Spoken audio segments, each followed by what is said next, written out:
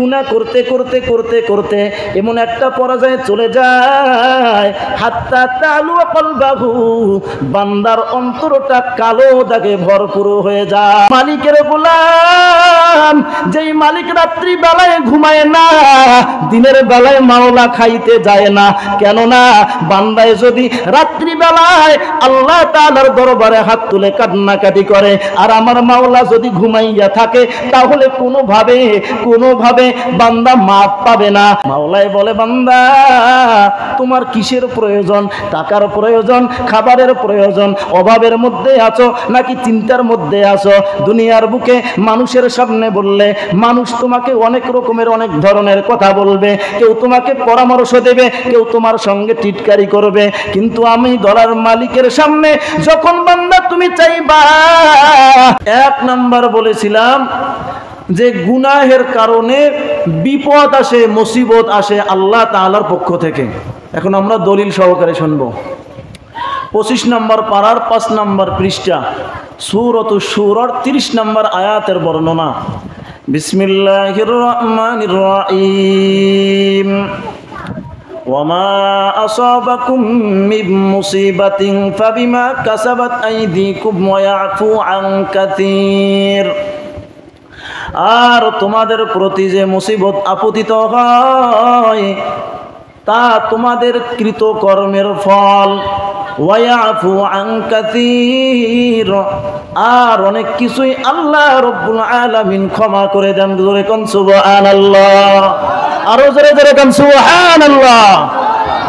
এর মানে হলো আল্লাহ রব্বুল আলামিন যত রকমের বিপদ দেন আমাদের গুনাহের কারণে, বজ্রপাত হয় আমাদের গুনাহের কারণে, শিলাবৃষ্টি হয় আমাদের গুনাহের কারণে, আরো যত রকমের যত ধরনের ঘূর্ণিঝড় হইতেছে আমাদের গুনাহের কারণে, ফনি হয়েছে আমাদের গুনাহের কারণে, নার্গিস হয়েছে আমাদের গুনাহের কারণে, টর্নেডো হয়েছে আমাদের গুনাহের কারণে। এখন আবার যত রকমের যত ধরনের বিপদ আসতেছে রে মুমিন, সমস্ত বিপদ আপদ গুলো আসতেছে আমাদের গুনাহের কারণে, ঠিক কি না? তারপরেও আল্লাহ তাআলা বলতেছেন ওয়ায়াফু আন কাসীর। আল্লাহু আকবার। আল্লাহ তাআলা তারপরেও বলতেছেন যে আমি আল্লাহ তাআলা প্রত্যেকটি বিষয়ে বান্দাদেরকে ধরি না।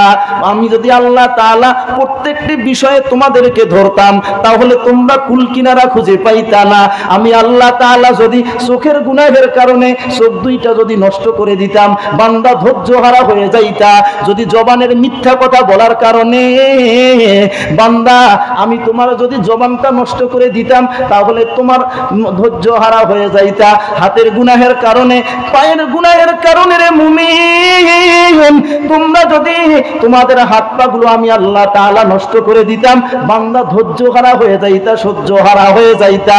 এই জন্য আমি আল্লাহ তাআলা প্রত্যেকটা বিষয়ে বান্দা তোমাদেরকে আযাব দেই না, গজব দেই না। যখন বান্দা তোমরা সীমানা পার করে ফেলো, সীমা লঙ্ঘন করো, তখনই আমি আল্লাহ তাআলা আযাব দেই, গজব দেই। জোরে কোন ঠিক কিনা? আল্লাহ তাআলা প্রত্যেকটি বিষয়ে আযাব দেন না। তো আল্লাহ তাআলা বলতেছেন যে আমি আল্লাহ তাআলা ওয়ামা আসাবাকুম মিন মুসিবাতিন ফাবিমা কাসাবাত আইদিকুম, যা আযাব দেই, গজব দেই, এগুলো তোমাদের হাতের কামাই। তোমরা যা করেছো তার কারণে এগুলো ফলাফল পাইতেছো। আল্লাহ তাআলা বলতেছেন যে তোমাদের কৃত কর্মের কারণেই আযাব আর গজব আসে। তো এক নাম্বার বললাম কৃত কর্মের কারণে আযাব আর গজব আসে, মনে রাখিয়েন। 2 নাম্বার কি বলেছিলাম জানি? যে গুনাহগুলোকে পাহাড়ের মতো মনে করতে হবে। জামিউত তিরমিজি একটা কিতাবের নাম, জামিউত তিরমিজি একটা হাদিসের কিতাবের নাম। এর 3334 নম্বর হাদিস। শুরুতে 3টা 3, শেষে একটা 4, এই হয়ে গেল 3334 নম্বর হাদিস। হাদাথানা আব্দুল্লাহ হাদিসাইনি আদহুমা আনিন নবী সাল্লাল্লাহু আলাইহি ওয়াসাল্লাম ওয়াল আখিরু আন নাফসিহি। হযরত আব্দুল্লাহ ইবনে মাসউদ রাদিয়াল্লাহু তাআলা আনহু থেকে বর্ণিত, তিনি বলেন যে আমি পয়গম্বরের থেকে একটা হাদিস বর্ণনা করব আর একটা হাদিস আমি নিজের থেকে বর্ণনা করব। তাহলে আমরা দুইটা হাদিস এখন শুনবো। প্রথমে তিনি নিজের পক্ষ থেকে যে হাদিসটা বর্ণনা করেছেন এই হাদিসটা শুনবো। হযরত আব্দুল্লাহ ইবনে মাসউদ রাদিয়াল্লাহু তাআলা আনহু বলেন, ইন্নাল মুমিনা ইয়ারা দুনুবাহু কাআন্নাহু কাঈদুন তাহতা জাবাল।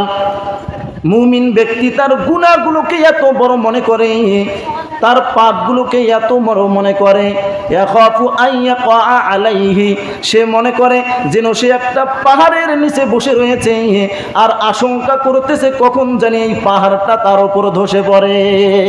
তার মানে মুমিন ব্যক্তি এক একটা গুনাহকে পাহাড়ের মতো মনে করে, এক একটা গুনাহকে পর্বতের মতো মনে করে। যখন একটা গুনাহ হয়ে যায় তখন সে চিন্তা করে আল্লাহ তাআলা এই বুঝি আমার গুনাহের জন্য আমাকে আযাব দিবেন, এই বুঝি আমার চোখের গুনাহের কারণে আমার চোখটা নষ্ট করে দিবেন। তা আল্লাহ তাআলার দরবারে এত বেশি ভয় করে, আল্লাহকে বলে দয়ার মালিক আমার গুনাহ মাফ না করে আমাকে আপনি কবরে ডাক দিয়েন না। ইমানদার ব্যক্তির যখন গুনাহ হয়ে যায় তখন আল্লাহর কাছে সর্ব অবস্থায় মাফ চায়, তার অন্তরের মধ্যে ভয় এসে যায়, অন্তরের মধ্যে আল্লাহর ভয় কাজ করে। যখন সে গুনাহ করে তখন আল্লাহর ভয় তার অন্তরের মধ্যে কাজ করে। তাই তো সে এক একটা গুনাহকে পাহাড়ের মতো মনে করে। জোরে কোন ঠিক কিনা? তাহলে মুমিন ব্যক্তি তার গুনাহগুলোকে পাহাড়ের মতো মনে করে। এখন কথা হলো গুনাহগার ব্যক্তি তার গুনাহগুলোকে কেমন মনে করে এটা জানতে হবে না। তিনি বলতেছেন ওয়া ইন্নাল ফাজিরা ইয়ারা দুনুবাহু কাদুবাবিদ মাররা আলা আনফিহি, আর পাপিষ্ঠ ব্যক্তি তার গুনাহগুলোকে মাছির মতো মনে করে যা তার নাকের মধ্যে বসে আবার চলে যায়। তাহলে গুনাহগার ব্যক্তি তার গুনাহগুলোকে পাহাড়ের মতো মনে করে, গুনাহগার ব্যক্তি তার গুনাহগুলোকে পাহাড়ের মতো মনে করে। আর পাপিষ্ঠ ব্যক্তি, গুনাহগার ব্যক্তি, নাফরমান ব্যক্তি তার গুনাহগুলোকে মাছির মতো মনে করে। তো একজন বলতেছেন জানো কিরকম ভাবে মনে করে? ফাকালা বিহি হাকাযা ক্বালা আবু শিহাব বিয়াদি ফাওকা আনফিহি। হযরত আবু শিহাব রাহমাতুল্লাহি আলাইহি বলেন যে তারা তাদের নাকের মধ্যে একটা মাছি পড়লে যেরকম ভাবে তারা সরাই দেয়, ঠিক গুনাহগার ব্যক্তিও তার গুনাহগুলোকে মন মনে করে। জোরে কোন ঠিক কিনা? মনে করেন আমাদের মুখের মধ্যে একটা মাছি বসলো, তো আমরা কি করি? এভাবে সরাই দেই, অনেক সময় মুখটা ঝাঁকি দেই, মাছি চলে যায়। তাই গুনাহগার ব্যক্তিও তার গুনাহটাকে মাছির মতো মনে করে। যে সুদের গুনাহ করে কিছুই মনে করে না। মাছিকে আমরা যেমন হালকা মনে করি, সে তার সুদের গুনাহকে হালকা মনে করে, সে তার ঘুষের গুনাহকে মনে হালকা মনে করে, চোখের গুনাহকে মনে হালকা মনে করে, জিনার গুনাহকে হালকা মনে করে, বিপরদিগির গুনাহকে ওই বান্দায় মনে হালকা মনে করে। এমন একটা পর্যায়ে চলে আসে যখন দেখে বান্দা তার গুনাহগুলো ছাড়তে পারবে না, তখন সে কোরআন হাদিস থেকে ঘাটে ঘাটে বাইরে করে যে কিভাবে আমি আমার গুনাহটাকে জায়েজের আওতায় নিয়ে আসতে পারি। তাই তো এখন সুদখোরে আর তার সুদের গুনাহকে সুদ বলে না। মানুষ যদি বলে তুই সুদখোর, বলে আমি তো সুদ খাই না, আমি মানুষের থেকে মুনাফা আদায় করি। ঠিক কিনা? সুদখোরের সুদের কথা বলে না। সুদখোর আমি সুদ খাই না, মানুষের থেকে মুনাফা আদায় করি। একইভাবে ঘুষখোরকে যদি বলা হয় ও ভাই তুমি তো ঘুষ খাও, বলে আমি ঘুষ খাই না, আমি মানুষের কাছ থেকে কিছু হাদিয়া আদায় করি। ঠিক কিনা? তাহলে সুদখোর সুদ খাইতে খাইতে এখন যখন দেখতেছে সুদকে আর ছাড়তে পারবে না, সুদ তার জীবনের মধ্যে লেগে গেছে, ঘুষখোর যখন দেখতেছে যে যেখানে সে থাকতেছে, যেই জায়গায় সে অবস্থান করতেছে, চাইলেও সুদ খাইতে হয়, চাইলেও ঘুষ খাইতে হয়, না চাইলেও ঘুষ খাইতে হয়, তখন সে চিন্তা করে যে কোরআন হাদিস থেকে এটা বলতে হবে, মানুষকে ঘুষের কথা বলা যাবে না, মানুষকে যদি বুঝাতে হয় আমাকে বলতে হবে আমি ঘুষ খাই না, আমি সুদ খাই না, আমরা লভ্যাংশ আদায় করি, আমরা মানুষের থেকে হাদিয়া আদায় করি। ঠিক কিনা? এখন এরা মানুষকে বোঝানোর জন্য বলে যে আমরা সুদ খাই না, আমরা ঘুষ খাই না, আমরা সুদের নামে মানুষের কাছ থেকে লভ্যাংশ আদায় করি, আমরা ঘুষ খাই না, মানুষের থেকে আমরা হাদিয়া আদায় করি। ঠিক কিনা? তো একবার কি বললাম আমি, যে গুনাহগার ব্যক্তি তার গুনাহগুলোকে পাহাড়ের মতো মনে করে, আর পাপিষ্ঠ ব্যক্তি তার পাপগুলোকে মাছির মতো হালকা মনে করে। এটা ছিল হাদিসের প্রথম অংশ। এখন পয়গম্বর থেকে যে হাদিসটা তিনি বর্ণনা করতেছেন, এই হাদিসটা আশ্চর্যজনক একটা হাদিস। এই হাদিসটা আপনারা যদি শোনেন তাহলে বুঝবেন আল্লাহ তাআলা আমাদের কেমন মহাব্বত করেন। এই হাদিসটা যদি আপনারা শোনেন তাহলে বুঝতে পারবেন আল্লাহ তাআলার ভালোবাসা বান্দার উপর কত বেশি। তাহলে হাদিসটা আমাদের শুনতে হবে কি হবে না? তো পয়গম্বর আমাদেরকে উদাহরণের মাধ্যমে বলতেছেন, লাল্লাহু আফরাহু বিতাওবাতি আবদিহি মিন রাজুলিন নাযালা মানজিলা। পয়গম্বর বলেন, মনে করো একজন ব্যক্তি সফর করতেছে মরুভূমি দিয়ে, সফর করতে করতে এক পর্যায়ে সে ক্লান্ত আর শ্রান্ত হয়ে গেল। ক্লান্ত শ্রান্ত শরীর নিয়ে সে চিন্তা করলো আমি এখন সফর বিরতি দিব। এমন সময় এমন একটা জায়গায় ওই বান্দা সফর বিরতি দেয়, ওয়াবিহি মাহলাকা, যেই জায়গায় তার জীবনের ভয় রয়েছে, ওয়ামাহু রাইলাতুহু, আর তার সঙ্গে তার বাহনটিও রয়েছে, আলাইহা তাআমুহু ওয়া শারাবুহু, আর তার বাহনটির উপর তার খানা রয়েছে, পানি রয়েছে। তাহলে সফর যখন করতেছে ক্লান্ত হয়ে গেল, এমন একটা জায়গায় সফর বিরতি দিতেছে যেখানে তার জীবনের ভয় রয়েছে, এমন একটা জায়গায় সফর বিরতি দিয়েছে যেখানে তার জীবনের আশঙ্কা রয়েছে, তার সঙ্গে তার বাহনটিও রয়েছে, বাহনের ওপর খানা এবং পানিও রয়েছে। ফাওয়াজা রাসাহু ফানামা নাওমাতান, বান্দা সফর বিরতি দিল আর সেখানেই ঘুমিয়ে পড়ল। ফাস্তাইকাযা ওয়া ক্বাদ যাহাবাত রাইলাতুহু, বান্দা ঘুম থেকে জেগে দেখলো তার বাহনটি আর সেখানে নাই। বাহনটি নাই মানে তার খানাও নাই, তার পানিও নাই, ঠিক কিনা? হাত্তা ইস্তাদ্দা আলাইহিল আররু ওয়াল আতাশু মাশা আল্লাহ, তখন ওই বান্দা পিপাসায় এবং গরমে কাতর হয়ে পড়লো। কোন দিকে যাবে? সব কিছুই তো হারাই গেছে। রাবি বলতেছেন আল্লাহ তাআলা যা চাইলো তাই হলো। তাই তো ওই মুসাফির বান্দা চিন্তা করলো আমি যদি এই জায়গায় থাকি মরুভূমিতে, পানির অভাবে, খাবার অভাবে আমি দুনিয়ার থেকে চলে যাব, আমার বাঁচার কোনো উপায় থাকবে না। তাই সে চিন্তা করলো যেখান থেকে সফর শুরু করেছি আবার আমি সেখানে ফিরে যাই। ক্বালা আরজিউ ইলা মাকানি ফারাজা ফানামা নাওমাতান, সফর যেখান থেকে শুরু করেছে বান্দা আবার সেখানে ফেরত গেল। সেখানে ফেরত যাওয়ার পর এমন একটা অবস্থা হলো তার শরীর দুর্বল হয়ে গেল, আবার ওই বান্দা ঘুমিয়ে পড়লো। থুম্মা রাফা রাসাহু ফানামা নাওমাতান, সেখানে ঘুমার পরে বান্দা যখন জেগে উঠল দেখতে পেল ফাইদা রাইলাতুহু ইনদাহু, ওই বান্দার বাহনটি তার খানা এবং পানি নিয়ে তার সামনে হাজির। জোরে কান সুবহানাল্লাহ, আরো জোরে কান সুবহানাল্লাহ। তো পয়গম্বর বলতেছেন মরুভূমিতে সমস্ত কিছু হারিয়ে ফেললো, ওই জিনিসগুলো আবারও যখন সে ফিরিয়ে পেল কেমন খুশি হয়েছে চিন্তা করে দেখেন। কয় ওই বান্দা সমস্ত কিছু জিনিস হারার পরে আবার যখন ফেরত পায়, ফিরিয়ে পাওয়ার পরে ওই বান্দা যেমন খুশি হয়, একজন গুনাহগার বান্দা সমস্ত গুনাহগুলো করার পরে যখন আল্লাহর দরবারে আসে, আল্লাহর দরবারে যখন ক্ষমা চায়, আমার আল্লাহ তাআলা ওই বান্দার থেকেও বেশি খুশি হয়ে যায়। জোরে কোন সুবহানাল্লাহ।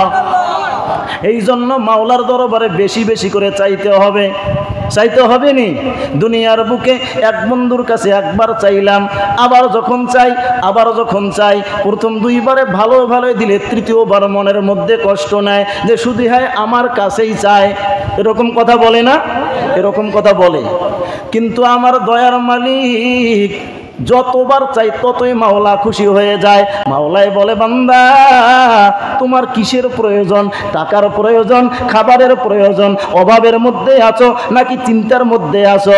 দুনিয়ার বুকে মানুষের সামনে বললে মানুষ তোমাকে অনেক রকমের অনেক ধরনের কথা বলবে, কেউ তোমাকে পরামর্শ দেবে, কেউ তোমার সঙ্গে টিটকারি করবে, কিন্তু আমি দয়ার মালিকের সামনে যখন বান্দা তুমি চাইবা, আমি আল্লাহ তাআলা তোমাকে দিতে কোনো রকমের কোনো ধরনের চিন্তা করব না। সুবহানাল্লাহ। তো অনেকে চিন্তা করতে পারেন যে মাওলার কাছে চাবো, রাতে চাবো না দিনে চাবো, সকালবেলা চাবো না বিকালবেলা চাবো, মাওলা আবার ঘুমটুম যায় নাকি, এরকম চিন্তা যদি অনেকের মনে আসে, তো আল্লাহ তাআলা পয়গম্বরের মাধ্যমে আমাদেরকে বুঝাই দিতেছেন। সূরা বাকারা 186 নম্বর আয়াতের বর্ণনা, 2 নম্বর পারা 7 নম্বর পৃষ্ঠা। ওয়া ইযা সাআলাকা ইবাদি আন্নী ফাইন্নী করিব। আল্লাহ তাআলা বলেন, ও পয়গম্বর, যদি আমার বান্দারা আমার ব্যাপারে আপনাকে জিজ্ঞাসা করে, আমার ব্যাপারে যদি আমার বান্দারা বলে যে আল্লাহ কোথায় আছে, তখন আমার বান্দাদেরকে আপনি বলিয়া দিন ফাইন্নী করিব, যে আল্লাহ রব্বুল আলামিন তোমাদের সাথে রয়েছেন। আল্লাহু আকবার। আল্লাহ তাআলা আমাদের সাথে রয়েছেন। বলে মাওলাকে যদি আস্তে ডাকো তারপরেও মাওলা শোনেন, যদি জোরে ডাকো তারপরেও মাওলা শোনেন, যদি রাত্রিবেলায় মাওলাকে ডাক দাও তবুও মাওলা শোনেন, যদি দিনের বেলায় ডাক দাও তবুও আমার আল্লাহ তাআলা বান্দার ডাক শোনেন। সুবহানাল্লাহ। তো আমার মাওলা এমন একজন মালিক, দুনিয়ার বুকে তোমরা একজন মালিকের আন্ডারে যদি কাজ করতে যাও, তাহলে দেখা যাবে মালিক সারা রাত্রে ঘুমায় আর গোলাম সারা রাত পাহারা দেয়। কিন্তু আমরা এমন একজন মালিকের গোলাম, যেই মালিক রাত্রি বেলায় ঘুমায় না, দিনের বেলায় মাওলা খাইতে যায় না। কেননা বান্দায় যদি রাত্রি বেলায় আল্লাহ তাআলার দরবারে হাত তুলে কান্নাকাটি করে, আর আমার মাওলা যদি ঘুমাইয়া থাকে, তাহলে কোনোভাবে বান্দা মাফ পাবে না। তাই তো বান্দার মাফের দিকে তাকাইয়া বান্দার কথা শোনার জন্য আমার আল্লাহ তাআলা কখনো ঘুমায় না। সুবহানাল্লাহ। আসলে না ঘুমানো, না খাওয়া, এগুলো আমার আল্লাহ তাআলার শান।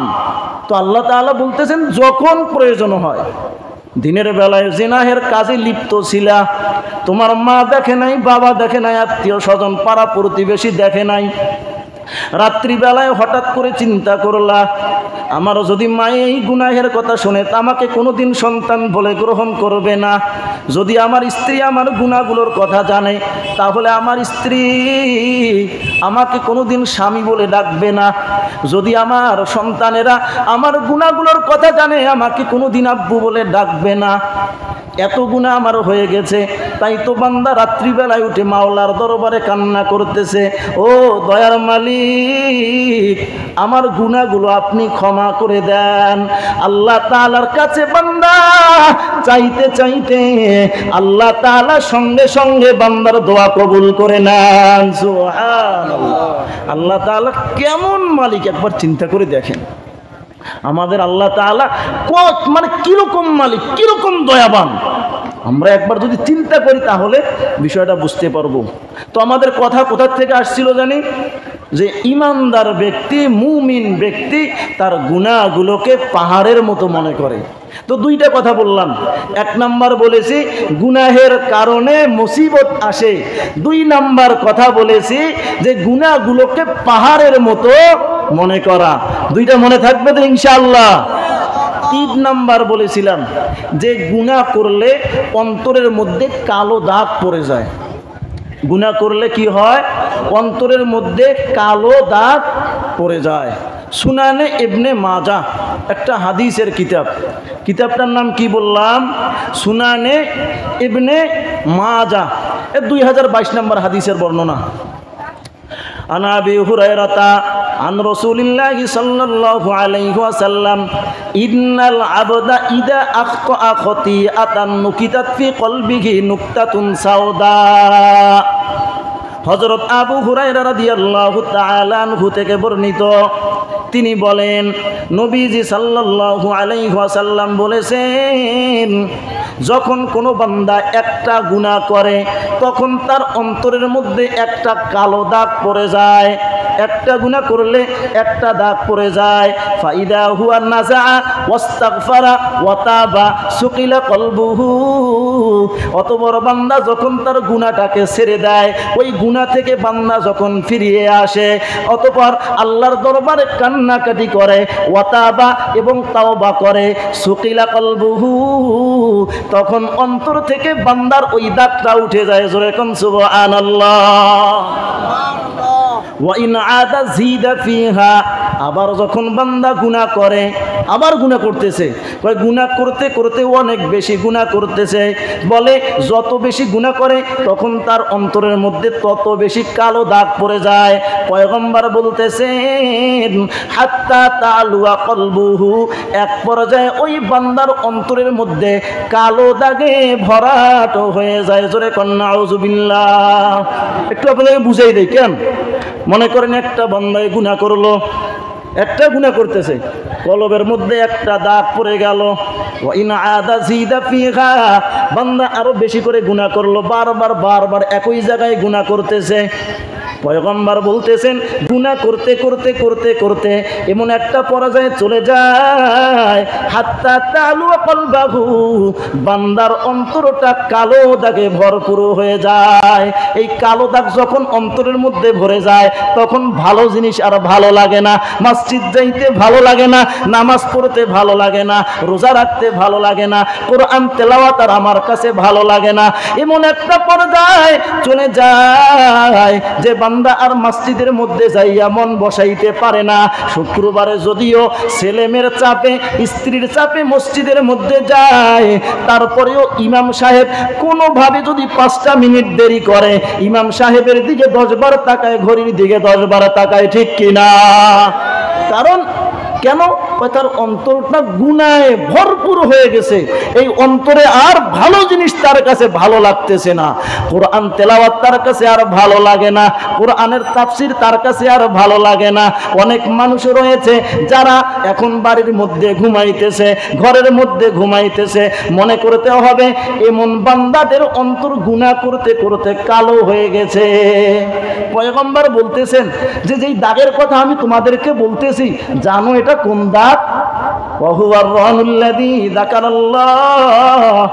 যেই দাগের কথা আল্লাহ রব্বুল আলামিন কোরআনুল কারীমের মধ্যে বলেছেন, 30 নম্বর পারার 8 নম্বর পৃষ্ঠা সূরাতুল মুতাফফিফিনের 14 নম্বর আয়াতে আল্লাহ তাআলা বলেন, কাল্লা বাল রানা আলা কুলুবিহিম মা কানু ইয়াকসিবুন। আল্লাহু আকবার। আল্লাহ তাআলা বলেন কখনো নয়, বরং তাদের কৃতকর্মেই তাদের অন্তরের মধ্যে জং ধরিয়েছে। একটা গুনাহ করেছি, আমার অন্তরের মধ্যে জং পড়ে গেছে, আবার গুনাহ করেছি, আবার অন্তরের মধ্যে জং পড়ে গেছে। আবার যখন বান্দা গুনাহ করে, তখন বান্দার অন্তরের মধ্যে আবার জং ধরে যায়। তো পয়গম্বর বলতেছেন যে আমি পয়গম্বর বলতেছি এরকমটা নয়, তোমাদের অন্তরের জঙ্গের কথা, অন্তরের কালো দাগের কথা স্বয়ং আল্লাহ তাআলা বলেছেন। এই জন্য সাবধান থাকতে হয় বাবা, গুনাহ করা যাবে না, কোনোভাবে আমাদের গুনাহ করা যাবে না। গুনাহ ছাড়া, গুনাহ মুক্ত জীবন আমাদের গড়তে হবে। তো 3 নম্বরে কি বললাম জানি? আপনাদের মনে আসেনি? গুনাহ করলে অন্তরের মধ্যে কালো দাগ পড়ে যায়। গুনাহ করলে অন্তরে কি পড়ে যায়? কালো দাগ পড়ে যায়। 4 নম্বর, যে ছোট গুনাহ থেকেও বেঁচে থাকা, ছোট গুনাহ থেকেও বেঁচে থাকা। এই ব্যাপারে 2টা উদাহরণ দেব। প্রথম নাম্বার উদাহরণ সুনানে ইবনে মাজাহ, হাদিস নাম্বার হলো 4243 নম্বর হাদিস, 4243, এই হয়ে গেল 4243 নম্বর হাদিস। তো এখানে এই হাদিসের বর্ণনাকারী হলেন আম্মা জান আয়েশা সিদ্দিকা রাদিয়াল্লাহু তাআলা আনহা। আন আয়েশাতা ক্বালাত ক্বালা লি রাসূলুল্লাহ সাল্লাল্লাহু আলাইহি ওয়াসাল্লাম, আম্মা জান আয়েশা সিদ্দিকা রাদিয়াল্লাহু তাআলা আনহা বলেন, যে নবীজি সাল্লাল্লাহু আলাইহি ওয়াসাল্লাম আমার কাছে আসলেন, আর আসার পরে আমাকে বললেন, ইয়া আয়েশাতু, ও আয়েশা, ইয়াকি ওয়া মুহাক্কারাতিল আমাল, ছোট গুনাহ থেকেও সাবধান হও, ছোট গুনাহ করিও না। বলে কেন করব না? কয় ফা ইন্না লাহা মিনাল্লাহি তালিবা, কেননা ছোট গুনাহের কারণেও আল্লাহ তাআলার দরবারে জবাবদিহি করতে হবে। ছোট গুনাহ করা যাবে না।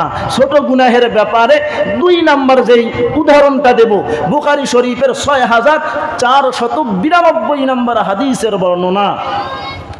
তো এই হাদিসে হযরত আনাস রাদিয়াল্লাহু তাআলা আনহু বলেন, আনাসিন ক্বালা ইন্নাকুম লাতা'মালুনা আ'মালা হিয়া আদাক্কু ফি আ'ইউনিকুম মিনাশ শা'রি ইন কুন্না লানা'উদ্দুহা আলা আহদিন নাবিয়্যি সাল্লাল্লাহু আলাইহি ওয়াসাল্লাম মিনাল মুবিকাত।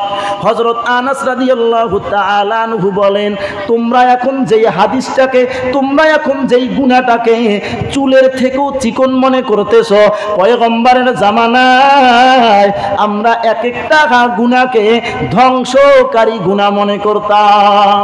এখন তোমরা যেই গুনাহগুলোকে ছোট মনে করতেছো, কিছুই মনে করতেছো না। বলে আমরা পয়গম্বরের জামানায় এই গুনাহগুলোকে ধ্বংসকারী গুনাহ মনে করতাম। এখন তো আমাদের অবস্থা এমন হয়ে গেছে যে আমরা যদি বলি, ও ভাই, যে অমুকের জমিন থেকে তুমি কাঁচা মরিচ কেন নিয়ে আসলা? বলে 2টা মরিচে তো, এটা কোনো ব্যাপার না, মালিক দেখলেও কিছু বলবে না। যদি বলি যে ভাই, রিক্সাওয়ালার ভাড়া হলো 20 টাকা, তুমি তারে 10 টাকা দিলা কেন? ওই 10 টাকাই বেশি দিয়ে ফেলছি। এরকম কথা বলি না আমরা? অনেক লোক আছে এরকম কথা আমরা বলে থাকি। তো এগুলো বলাও আমাদের জন্য ঠিক না। কিয়ামতের দিন একজন বান্দা তার নেক আমল নিয়ে আল্লাহ তাআলার সামনে, আল্লাহর দরবারে হাজির হবে। নেক আমলের পাহাড় নিয়ে বান্দায় যখন হাজির হয়, এমন একটা পর্যায়ে চলে আসে যে ওই বান্দাকে জান্নাত দেওয়ার উপক্রম হয়ে যান আল্লাহ তাআলা। এমন সময় একজন বান্দা এসে বলে যে, ও ভাই, দুনিয়ার বুকে আমার মরিচ ক্ষেত থেকে মরিচ খেয়েছো, আমার মরিচের টাকা দাও, মরিচের টাকা দাও। ওই দিন টাকা দিতে পারবে না, ফেরেশতারা বলবেন তোমার নেক আমল দিয়ে দাও। রিকশা চালক মামা এসে বলবে, দুনিয়ার বুকে তুমি আমাকে 10 টাকা কম দিয়েছিলা, দুনিয়ার বুকে আমি দুর্বল হওয়ার কারণে তোমাকে ধরতে পারি নাই, তোমার কাছ থেকে আমি আমার টাকা নিতে পারি নাই, আজকে তুমি আমার টাকা দিয়ে দাও। ওই দিন টাকা দিতে পারবে না, তখন ফেরেশতাগণ বলবেন তোমার নেক আমল দিয়ে দাও। নেক আমল চাইবে, মানে ওই দিন সবার হক আদায় করতে হবে। তিরমিজি শরীফের 2420 নম্বর হাদিসের বর্ণনা। পয়গম্বর বলেন, লাতু আদান্নাল উকুকু ইলা আহলিহা হাত্তা ইউআদাল শাতিল জালজাই মিনাশ শাতিল করনা। পয়গম্বর বলেন, কিয়ামত দিবসে প্রত্যেক হকদারের হক আদায় করা হবে, প্রত্যেক হকদারের হক আদায় করা হবে। এমনকি শিং বিশিষ্ট বকরির থেকে শিংবিহীন বকরির বদলাও আদায় করা হবে। দুনিয়ার বুকে অনেক ছাগল দেখা যায়, অনেক বকরি দেখা যায় যে নিজে শক্তিশালী হওয়ার কারণে দুর্বল বকরিদের উপর আক্রমণ করে।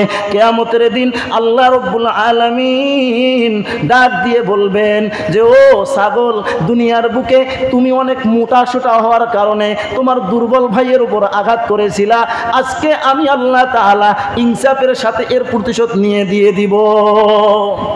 কিয়ামতের ময়দানে আমার ছোট ভাই যাইয়া আমাকে ধরবে আর বলবে, ও ভাই, দুনিয়ার বুকে আমার বাবার জমি তুমি আমাকে ঠিকভাবে দাও নাই, তুমি ঠিকভাবে আমার বাবার জমিন বন্টন করো নাই, আজকে আমার জমির ভাগ দিয়ে দাও। ওই দিন জমির ভাগ দিতে পারবো না, ফেরেশতাগণ বলবেন তোমার নেক আমলগুলো দিয়ে দাও। অনেক সময় দেখা যায় দুনিয়ার বুকে বড় ভাই ছোট ভাই সবাই মিলে বড় ভাইদের সমস্ত কিছু তারা নিজে আত্মসাৎ করে, বোনদের হক আদায় করে না। অনেক হাজী সাহেব আছে বোনদের জমি বিক্রি করে আবার হজও করতে যায়, হজ করতে যায় না এরা, এদের শুধু ওই বাইতুল্লাহ দেখায় হবে, এদের হজ আদায় হবে না। তো কিয়ামতের দিন বোন যাইয়া বলবে, ও ভাই, দুনিয়ার বুকে তুমি আমার বাবার সম্পত্তি আমাকে দাও নাই, আজকে আমি আমার বাবার সম্পত্তি তোমার কাছে চাইতেছি, আমার বাবার সম্পত্তি তুমি আজকে আমাকে দিয়ে দাও, তারপরে আমি তোমার রাস্তা ছাড়ব। ফেরেশতাগণ বলবেন তোমার তো নেক আমলও এখন নাই, তোমার বোন তোমার কাছে টাকা চাইতেছে, জমিন চাইতেছে, এখন কি দিবা? তখন ফেরেশতাগণ বলবেন ও বান্দা, তুমি তোমার বোনের যত বদ আমল রয়েছে সমস্ত বদ আমলগুলো তোমার কাঁধের মধ্যে তুমি চাপাই নাও। তাহলে নেক আমল নিয়ে যাবে, পাহাড় পরিমাণ নেক আমল নিয়ে গেছে। তো একজন এসে বলে তুমি আমার 4 টাকা খাইছো, 10 টাকা খাইছো, 5 টাকা খাইছো, তুমি আমার টাকা দাও। টাকা দিতে পারবে না, নেক আমল দিয়ে দেবে। এক পর্যায়ে নেক আমলগুলো শেষ হয়ে যাবে, তখন আরও অনেকে এসে বলবে আমার জমিন মেরে খেয়েছো, আমার জমিনের আইল ঠেলতে ঠেলতে আমার একদম মাটি তুমি অল্প বানাই দিয়েছো, আজকে আমার জমি দাও, জমির টাকা দিয়ে দাও। জমির টাকা দিতে পারবা না, নেক আমল দাও। নেক আমল নাই, আমার গুনাহগুলো তোমার কাঁধের উপর নিয়ে নাও। এই জন্য সাবধান থাকতে হবে। তো বলতেছিলাম যে ছোট গুনাহ থেকে বেঁচে থাকা। 5 নাম্বার, গুনাহ ব্যাপক হলে আযাব আর গজবও আসে ব্যাপকভাবে। গুনাহ ব্যাপক হলে আযাব আর গজবও আসে কিভাবে? ব্যাপকভাবে। এই হাদিসটা হলো মুসনাদে আহমদ 26,668 নম্বর হাদিসের বর্ণনা। মনে থাকবে না আপনাদের? এগুলো হাদিস নাম্বার লাগবে না, কিতাবও লাগবে না, শুধু হাদিসটার বাংলা মনে রাখলেই চলবে ইনশাআল্লাহু তাআলা। আন উম্মি সালমাতা উম্মিল মুমিনিন ইযা যাহারাতিল মাআসি ফি উম্মতি আম্মাহুমুল্লাহু বিআযাবিন মিন ইনদিহি। নবীজি সাল্লাল্লাহু আলাইহি ওয়াসাল্লাম ডাক দিয়ে বলতেছেন, যখন আমার উম্মতের মধ্যে পাপ ছড়িয়ে পড়বে, গুনাহের কাজ ছড়িয়ে পড়বে, তখন আল্লাহ তাআলার আযাব আর গজবগুলো আসবে ব্যাপকভাবে। যখন গুনাহের কাজ বেশি হবে তখন আযাব আর গজবগুলো আসবে কিভাবে? কয় ব্যাপকভাবে। গুনাহ বেশি, কয় আযাব আর গজবও বেশি। সাহাবায়ে কেরাম জিজ্ঞাসা করলেন, ইয়া রাসূলুল্লাহ আম্মা ফীহিম সালিহুন, তাদের মধ্যে কি নেককার ব্যক্তি থাকবে না? যে আযাব তো আসলে গুনাহগার ব্যক্তির উপর আসবে, যারা চোখের গুনাহ করে, ঘুষের গুনাহ করে, সুদের গুনাহ করে, মনের গুনাহ করে, অঙ্গ প্রত্যঙ্গ দ্বারা দিয়ে যারা গুনাহ করতেছে, কয় আযাব তো তাদের উপর আসবে। তাদের মধ্যে যারা নেককার ব্যক্তি থাকবে তাদের উপরও কি গুনাহ এইরকম আযাব গজব আসবে? তো পয়গম্বর বলতেছেন কলা বালা, হ্যাঁ, নেককার ব্যক্তির উপরও আযাব আসবে। গুনাহের কারণে কয় বদকারের উপর যেমন আযাব আসবে, কয় নেককারের উপরও আযাব আসবে। কয় তাহলে কি হবে? ইউসিবুহুম মা আসাবান নাস সুম্মা ইউসিরুনা ইলা মাগফিরাহ মিনাল্লাহি ওয়া রিদওয়ান। কয় নেককার ব্যক্তির উপরে যে আযাব আসতেছে, বদকারের উপর যে আযাবগুলো এসেছিল, নেককার ব্যক্তির উপরে এই আযাবটা এসেছে। তবে নেককার ব্যক্তি এই আযাবের মধ্য দিয়ে আল্লাহ তাআলার সন্তুষ্টি নিয়ে জান্নাতের মধ্যে চলে যাবে, আর বদকার ব্যক্তি এই আযাবের মাধ্যমে সে জাহান্নামে চলে যাবে। তাহলে নেককারের উপরও যে আযাব আসবে, বদকারের উপরও সেই আযাব আসবে। অনেক সময় অনেক মানুষ বলে, কই আমরা না হয় নামাজ পড়ি না, রোজা রাখি না, এই জন্য শিলা বৃষ্টির কারণে আমার ফসল নষ্ট হয়েছে, ধান নষ্ট হয়েছে, গম নষ্ট হয়েছে। কই তুমি তো নামাজ পড়ো, রোজা রাখো, তুমি তো সমস্ত আমল করো, তারপরেও তোমার জমিন নষ্ট হইল কেন? তোমার আলু ভালো ফলন দেয় নাই কেন? তখন তার উত্তরটা দিয়ে দেবেন যে এগুলো আমাদের কারণে না, এগুলো তোমাদের গুনাহ কারণে। এগুলো যারা গুনাহ করতেছে তাদের গুনাহের কারণে। তবে পার্থক্য শুধু এতটুকুই, নেককারের উপর আযাব আসতেছে, বদকারের উপরও আসবে। তবে নেককার ব্যক্তি এই আযাবের মাধ্যমে তার টুটাফাটা যত গুনাহ আছে সমস্ত গুনাহ মাফ করে সে তার ঠিকানা করবে জান্নাতের মধ্যে। সুবহানাল্লাহ।